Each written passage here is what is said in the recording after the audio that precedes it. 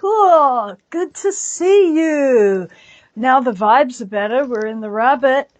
Yeah, oh, cool. Funky rabbit. Anyway, today we're going to be having a look at a Jeanette Winterson novel. Actually, previous to this, I did like a short video on Jeanette Winterson, but it was fairly early in the time that I was doing this, and I'm not really comfortable with it. I wasn't that comfortable with it when I put it up. So I've taken that down, and that's why we're having a look at Jeanette Winterson now, because I really wanted to get back to it and give her the look at that she deserves. So that's cool. Before we get on to that, our shop, either side, there's Redbubble stuff, there is our books, all our writing stuff. There's so much stuff that you can use. There are all the links down below. And if you're watching as soon as this goes up, we've got some really nice Valentine's Day cards on the Redbubble store if you're interested in those. So, which is part of the reason why I picked the books that we're doing today, because we want to talk about love. But when Jeanette Winterson talks about love, it's not like a romance novel love. So hold on to your hats. We're going to have fun. So this week we are having a look at, we're starting right at the beginning with Oranges Are Not the Only Fruit, Jeanette Winterson's debut novel. This is, I think just about everybody would know, who's heard of Jeanette Winterson has heard of Oranges Are Not the Only Fruit, though I think some of us have said this before. I was, again, really, really surprised when I came and had a look at what was on YouTube, and there is hardly anyone talking about oranges. And it's like, has Oranges fallen that far off the radar? Has Jeanette Winterson fallen that far off the radar? Because this is a significant work, but a lot of the younger booktubers, I don't think, know this. So there you go. Here is a very important work. It's a very important work of women's fiction. It's a very important work of queer fiction. Don't understand why it's not being talked about, but there you go. Oranges Are Not the Only Fruit tells the story of a young girl called Jeanette. This becomes confusing for people. Called Jeanette, who is adopted by Pentecostal evangelists, called and the mother of whom is always referred to as Mrs. Winterson, who is expecting to train her up to become a missionary, but she scusses this by falling in love with a girl, and this creates a great collision between her and the mother, Mrs. Winterson. That's the bare bones of the story. It's a really great story, though. Yes, the bare bones of the story does resemble Jeanette Winterson, the author's actual life. In fact, when you talk about the bare bones of the story, people have read this and assumed this is the truth. Then she wrote this, much more recently. Why be happy when you could be normal? The early part of it follows much the same story as this. But in this one, which looks at not only her upbringing, but also her search for her birth mother, in this one, she talks about the fact that this, written in her 20s, was the version she could live with. This was the version that she felt, I need to be able to live with what I've lived through. This one will tell you that it was a much more traumatic childhood than this does. So that is a really important distinction to make between the Jeanette of Oranges and the Jeanette of the author. They're very different. This is not it's often described as semi-autobiographical, but although she takes the skeleton of her actual lived life, she's not really interested in telling a story that is true. It's a reimagined story. Probably the most significant element of it is Testifying Elsie, who did not exist. Testifying Elsie is a figment of her imagination. She created Testifying Elsie because she needed Testifying Elsie. This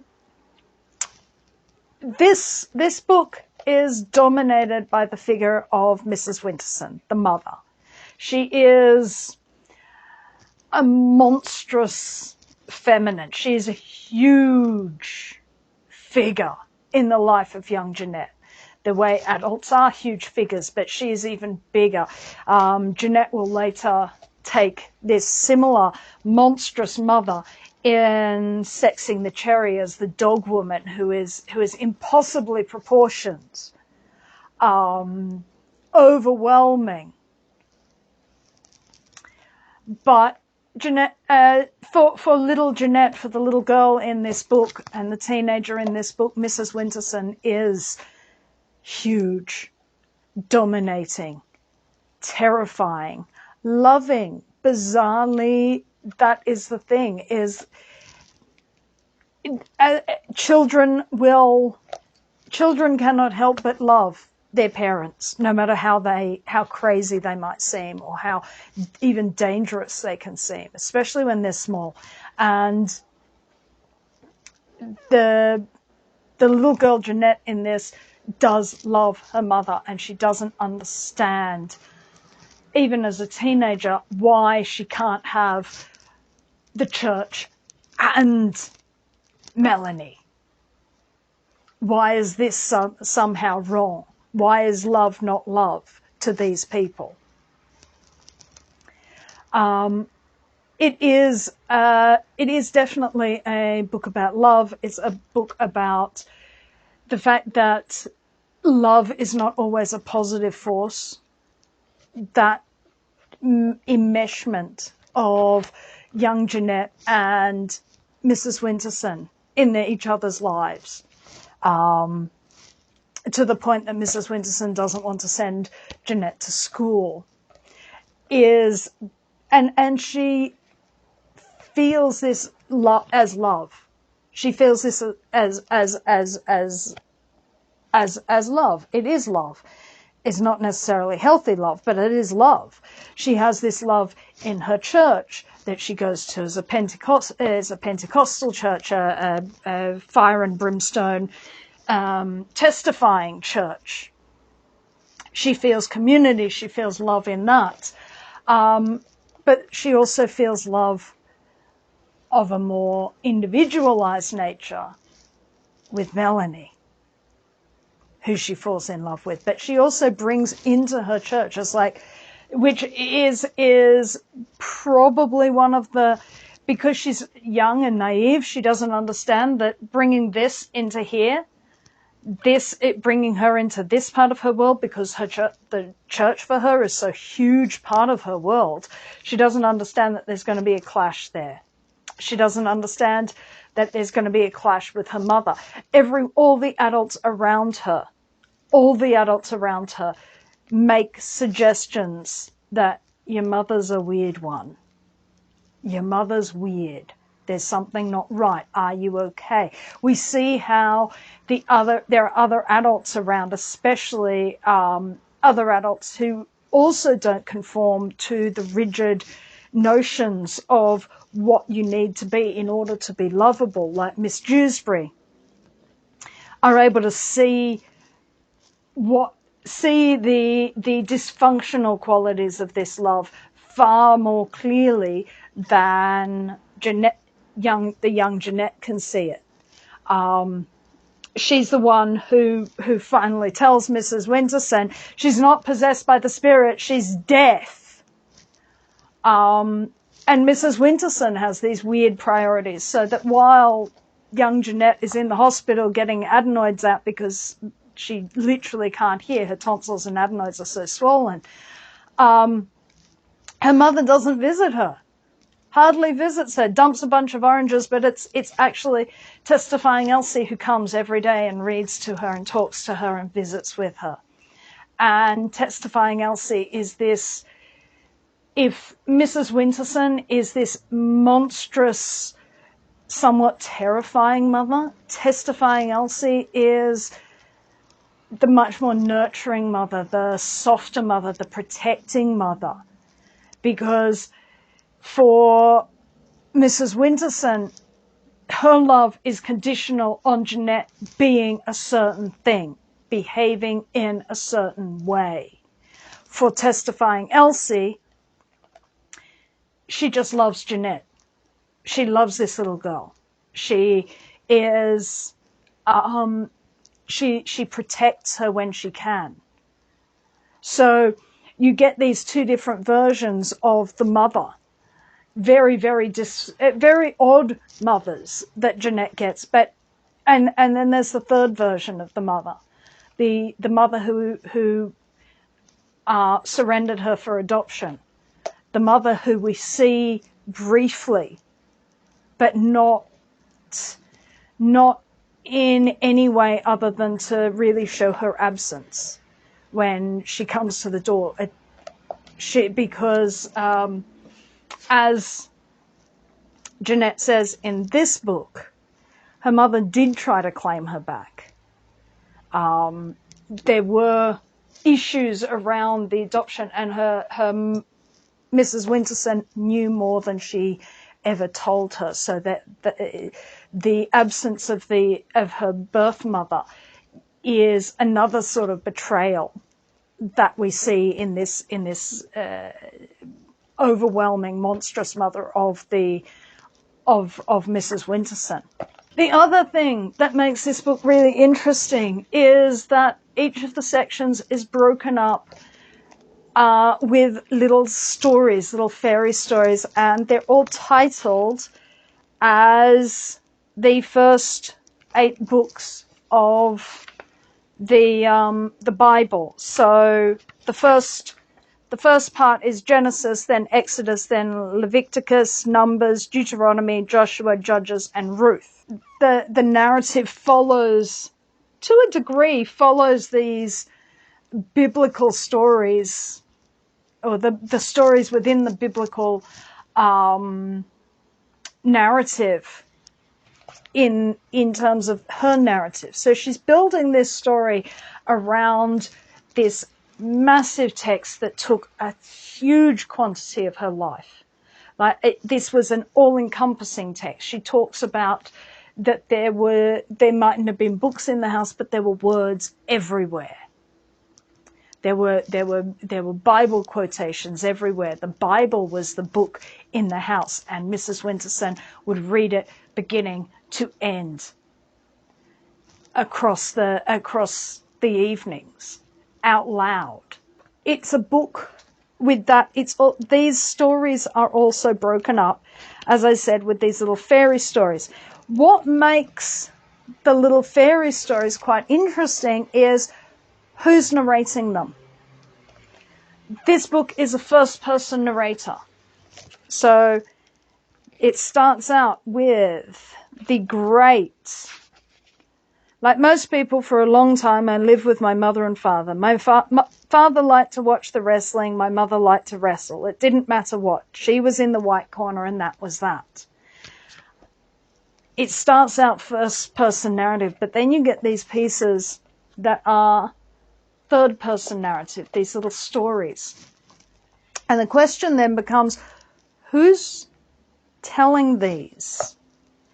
Is the narrator of the fairy tales the narrator of the narrative?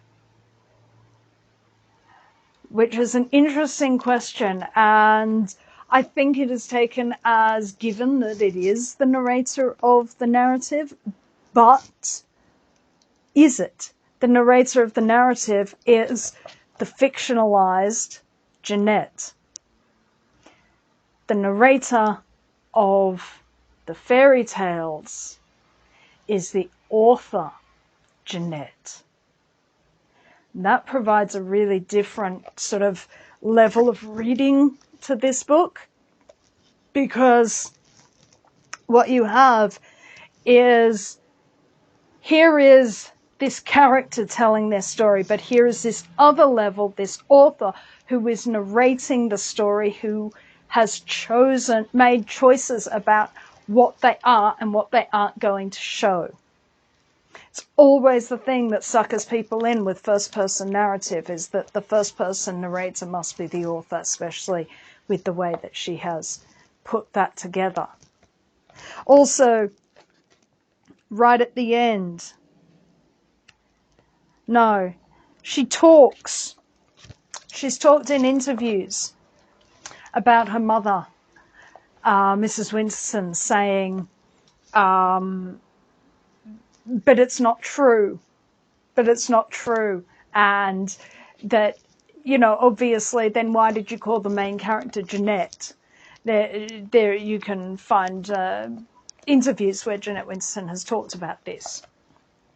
And that bafflement of, well, what's true, what's not true, is something that comes through for a great many readers when they read this.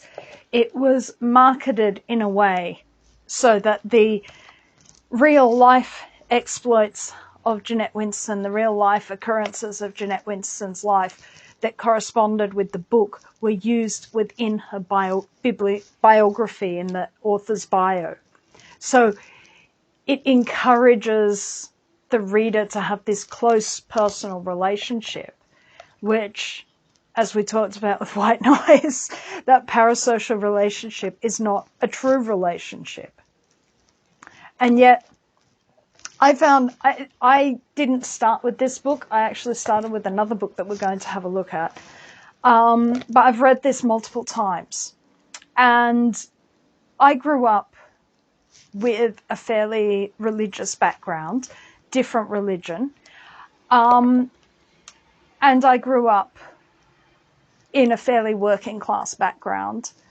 So there are elements of this that remind me of my own childhood, especially where Jeanette feels safe and secure and belonging.